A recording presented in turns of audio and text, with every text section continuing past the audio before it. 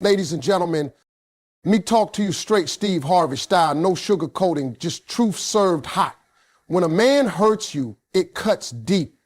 It's like a punch in the gut, a sting you didn't see coming. But here's the thing, how you respond. That's your power. When a man hurts you, don't just sit there and let him have the last word. Confuse him. Confuse him like this and watch how the game changes. When a man hurts you, the very first thing you need to master is how not to react the way he expects. This is where your power lies, and this single step can change everything about how the situation unfolds. Most people, when hurt, react immediately with anger, tears, or desperation, emotions that are loud and raw, but that is exactly what he's waiting for. It's like a script he's memorized. When you act out that script, you give him the satisfaction of control over your feelings and your peace.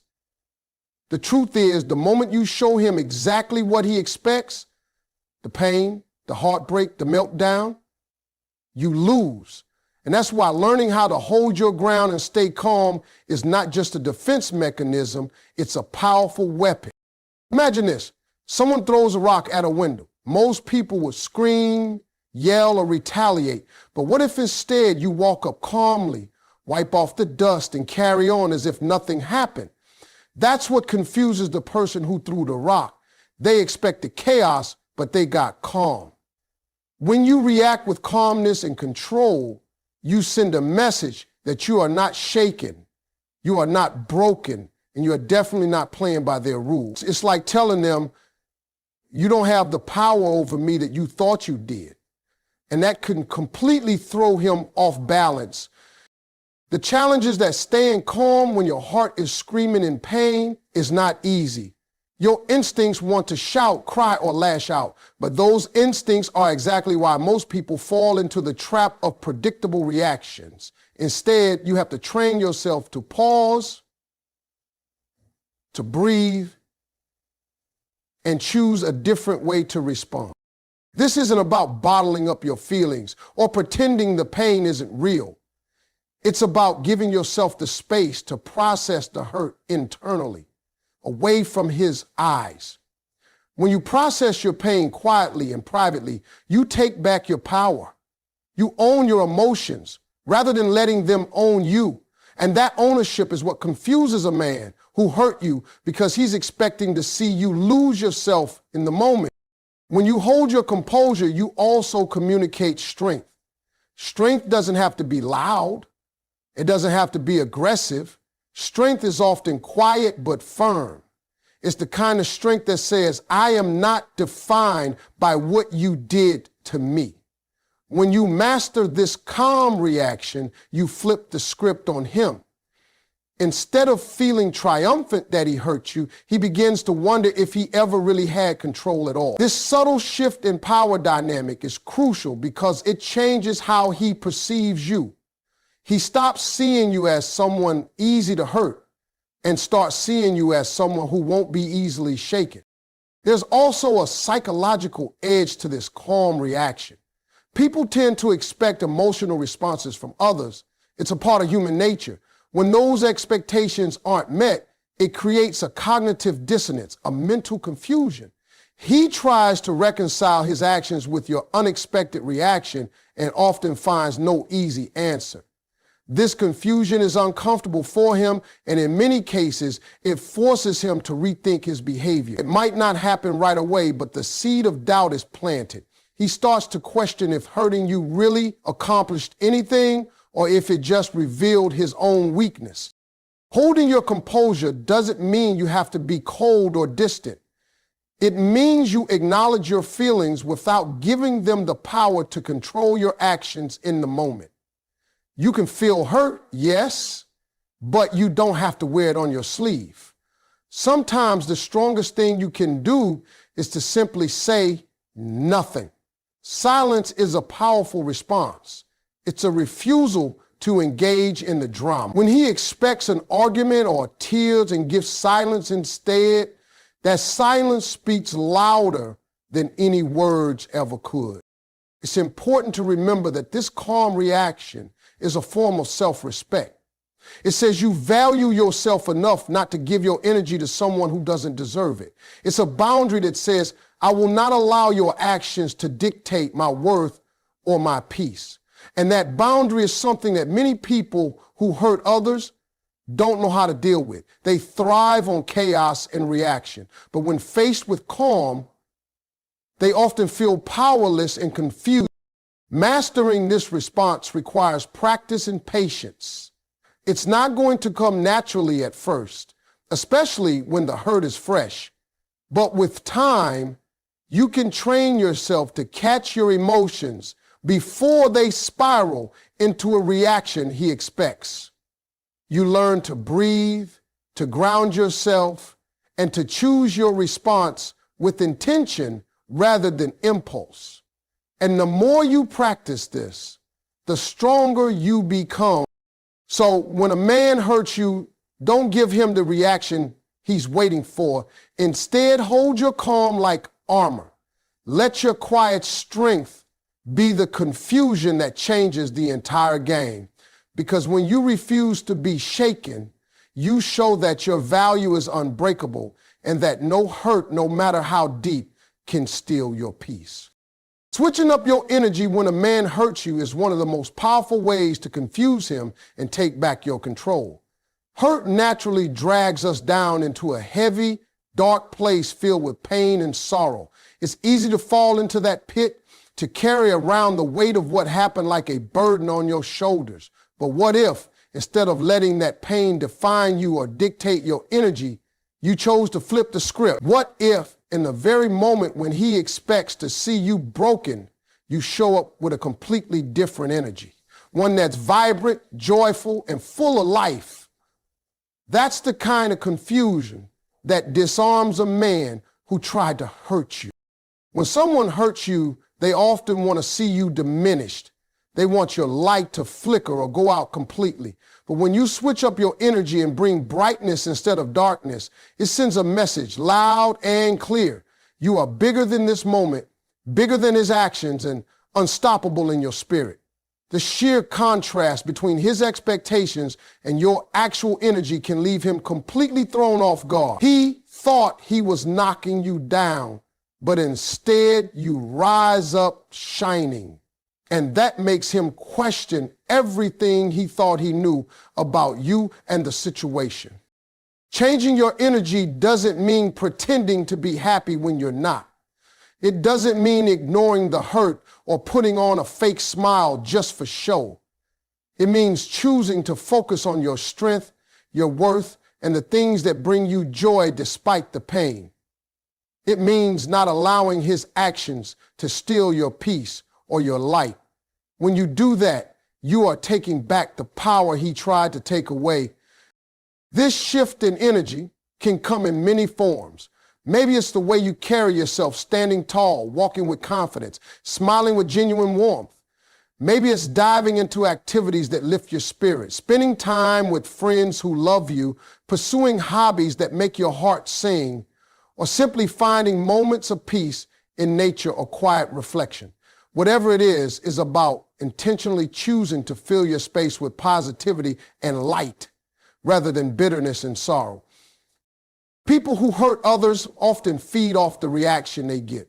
When they see pain, sadness, or anger, it fuels their sense of control. But when they see you glowing with confidence and joy despite the hurt, it disrupts their game. It's like trying to throw a punch and missing completely. It leaves them stunned and unsure of what to do next. This kind of energy shift can be one of the most confusing and powerful responses because it's unexpected and shows resilience that can't be easily broken. What's even more incredible is that this shift in energy doesn't just confuse the person who hurt you. It also transforms your own experience. Instead of being trapped in a cycle of pain and reaction, you create a new narrative for yourself, one where you are the hero, not the victim. You become someone who rises above hurt, who finds strength in adversity, and who refuses to let negativity define your life. That mindset and energy become contagious. People around you start to see you in a new light, admiring your strength and grace, and sometimes even learning from your example. This doesn't mean the pain disappears overnight. Healing takes time, and sometimes switching your energy is a gradual process. But even small moments of joy, gratitude, or self-love can create ripples that grow stronger each day.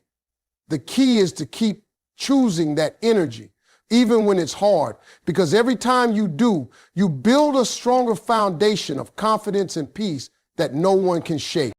When you switch your energy from heavy to light, from hurt to joy, you take control of your story. You refuse to let his actions define your worth or your happiness. And that kind of energy is magnetic. It draws people toward you, not away. It creates a space where love, respect, and positivity can thrive, even in the aftermath of pain. So when a man hurts you, don't let your energy collapse into despair. Instead, flip it. Choose to shine brighter, laugh louder, and live fuller. Confuse him with your unexpected joy and watch how that energy changes everything for him and, more importantly, for you. Being unpredictable when a man hurts you is one of the most powerful ways to confuse him and take back control of the situation. People who hurt others often rely on predictability.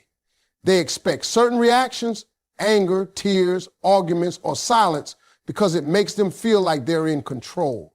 When you respond in exactly the way they expect, you give them the power to manipulate and hurt you again.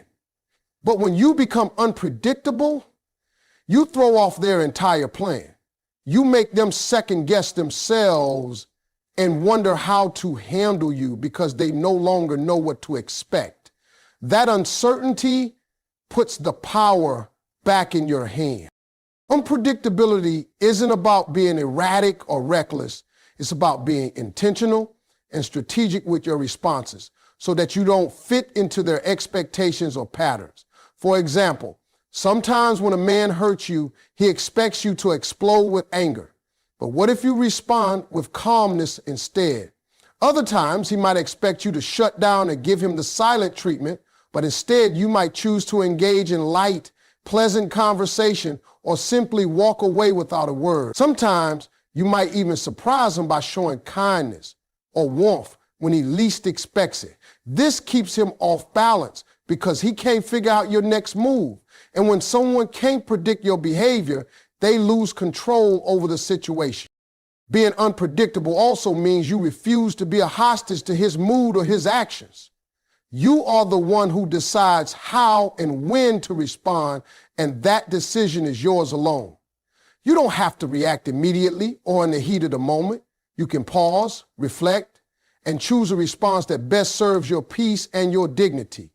Sometimes that might mean saying nothing at all. Sometimes it might mean addressing the issue directly, but with a tone and attitude that catch him off guard. This unpredictability empowers you because it puts you back in charge of the narrative. You become the author of your own story, not a character in his drama. Another way unpredictability confuses him is by disrupting the emotional cycle he expects to trap you in. When someone hurts you, they often want you stuck in a loop of pain, anger, and reaction, a cycle that feeds their sense of control. But if you switch up your responses, sometimes quiet, sometimes assertive, sometimes distant, sometimes engaging, you break that cycle. You refuse to be predictable, and that refusal is disarming. It makes him question whether his actions have the intended effect or if you've moved beyond his reach. That doubt can shake his confidence and force him to rethink how he treats you, if at all. Unpredictability also protects you from emotional exhaustion.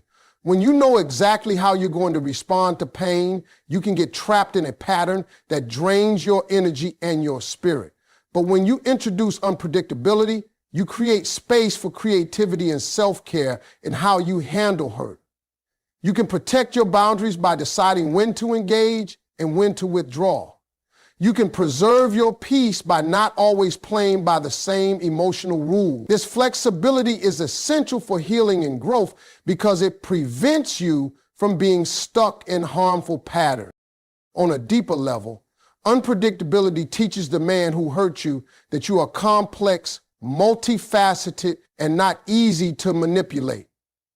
You are not a predictable puzzle he can solve or a script he can rewrite.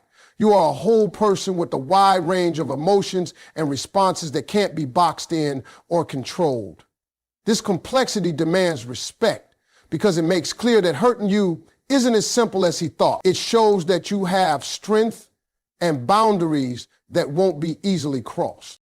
Being unpredictable can also mean refusing to fit into his narrative about you. Sometimes, after hurting someone, people try to label the other person as too sensitive, overreacting, or unreasonable. When you respond unpredictably, you reject those labels. You don't allow him to define you or your feelings in a way that diminishes you. You show that your reactions are your own, chosen by you, not dictated by his actions or opinions. That kind of self-possession is powerful and confusing to someone who expected to control your story. Of course, being unpredictable requires self-awareness and emotional intelligence. It's not about playing mind games or being manipulative. It's about protecting yourself and asserting your worth in ways that don't feed the cycle of hurt and control. It means understanding your emotions deeply enough to choose responses that preserve your dignity and promote your healing. It means knowing when to engage, when to withdraw, and when to surprise. Ultimately, unpredictability is a form of resilience. It's a way of saying, I am not broken. I am not predictable. I am not your victim. It turns the tables on the person who hurt you and sends a clear message that you are in charge of your life and your emotions. When you embrace unpredictability, you reclaim your power and make it clear that hurting you was a mistake because you are not someone who can be easily controlled or hurt again. Staying mysterious when a man hurts you is a powerful way to confuse him and protect your peace. Mystery holds an undeniable power because it keeps people guessing. When someone knows everything about you, the way you think, the way you feel, what you're planning, it's easy for them to predict your reactions and manipulate you. But when you guard your thoughts and emotions carefully, revealing only what you want to reveal, you create an aura of mystery that can be unsettling to someone who hurt you. Mystery becomes a shield, a way to protect yourself from further pain and to regain control of the situation. Being mysterious doesn't mean shutting people out completely or becoming cold and distant. It means choosing what to share and what to keep private. When a man hurts you, it's natural to want to explain yourself, to justify your feelings, or to seek closure by telling him exactly how you feel. But sometimes, giving away too much too soon can leave you vulnerable. Instead, keeping parts of your inner world to yourself makes it harder for him to understand or predict your next move. It creates a gap, a space where he's left wondering what's really going on inside her. That uncertainty can be confusing and disarming. Mystery also invites respect because it signals that you value yourself and your boundaries. When you withhold some of your thoughts and feelings, you communicate that you are not an open book to be read at someone else's convenience. You show that you are in control of your own narrative and that you won't be rushed or pressured into revealing your pain or your plans. This creates a distance that can protect you from further harm and give you time to heal on your own terms. One of the most challenging parts of staying mysterious is resisting the urge to fill the silence with explanations or justifications. After being hurt, it's tempting to want to clear the air or to convince him that he made a mistake. But every time you explain yourself, you risk opening the door for more pain or manipulation. Instead, when you stay quiet or offer only measured, thoughtful responses, you keep the power in your hand. You make him work harder to understand you. And often, That effort leads to respect because it's clear you won't be easily figured out or controlled. Mystery also works by creating emotional distance without hostility. You don't have to be cold or mean to be mysterious. You can be warm and kind while still keeping certain things to yourself. This balance makes it hard for him to label you or predict your behavior. He can't put you in a box because you don't give him enough information to do so. This unpredictability wrapped in mystery keeps him guessing and off balance. Another reason mystery is so effective is that it protects your energy. When you share everything, you expend emotional energy constantly. You might feel drained by trying to process your hurt while also explaining it to someone who may not truly care or understand. By keeping some things to yourself, you conserve your energy for yourself, your healing, your growth, and your peace. This energy preservation is vital because it helps you rebuild from the hurt instead of being worn down by it. Mysteriousness also allows you to build your story on your own terms. When you don't reveal all your feelings or plans immediately, you give yourself the space to figure things out without outside pressure. You can reflect, heal, and plan your next steps quietly and thoughtfully. This kind of private reflection is empowering because it lets you come back stronger and clearer, not rushed or confused. When a man who hurt you tries to pry or push for answers, your mystery becomes a boundary. It tells him that you won't be rushed or pushed into revealing your vulnerability before you're ready. This boundary is essential for your emotional safety because it keeps the balance of power in your favor. You decide what to share, when to share it, and with whom. That control can be incredibly confusing to someone who hurt you because they expected you to be an open book, easy to read and easy to manipulate. Moreover, mystery creates an air of intrigue around you. It invites others to see you as someone complex and layered, not someone who can be easily figured out or hurt. This intrigue can inspire respect and admiration from those around you, including the man who hurt you. When he sees that you aren't an open book, that you have depths he can't easily reach, it forces him to reconsider how he approaches you or whether he even deserves to be close. Being mysterious is not about playing games or being dishonest. It's about protecting your heart, setting boundaries, and taking back control after being hurt. It's about recognizing that you don't owe anyone your full story, especially not someone who has shown that they don't deserve it. Mystery empowers you to heal in your own time and on your own terms, making it one of the strongest, most confusing, and most effective ways to respond when a man hurts you. Not giving him closure, but giving yourself peace is a powerful way to confuse a man who has hurt you and reclaim your emotional freedom. Most people believe that closure means having one final conversation, getting an apology, or understanding why things happened the way they did. Society tells us that we need answers and explanations to move on. But the truth is, closure is not something you get from someone else.